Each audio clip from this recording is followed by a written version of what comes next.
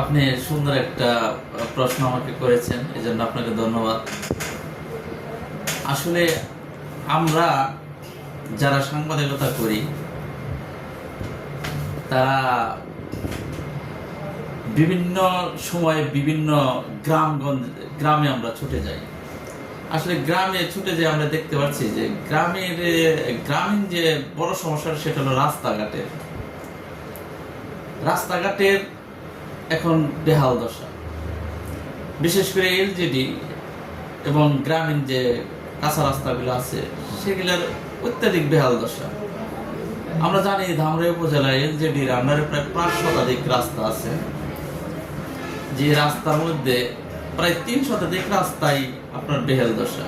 আপনি কোন রাস্তাটা বেশি খারাপ বেহাল মনে হচ্ছে একটু জানতে চাই।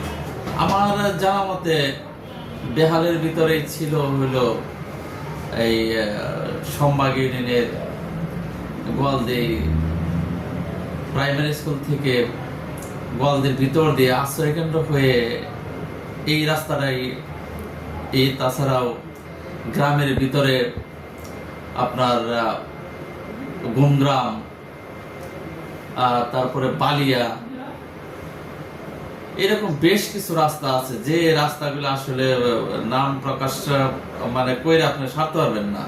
প্রায় 3 শতাধিক রাস্তায়, এর মধ্যে কাঁচা রাস্তাও আছে, যে কাঁচা রাস্তাগুলো আপনার এই বর্ষার সিজনে এতই খারাপ যে মোটরসাইকেল, অটোরিক্সা কিংবা গাড়ি তো দূরের কথা, পায়ে হেঁটে যাওয়াটা দুষ্কর হয়ে পড়ে আর কি।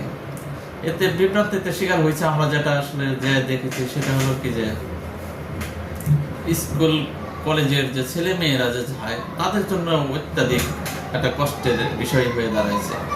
এই কারণে আমার দৃষ্টিকোণ থেকে গ্রামীণ উন্নয়ন করতে গেলে প্রথমে রাস্তাকে উন্নয়ন করতে হবে।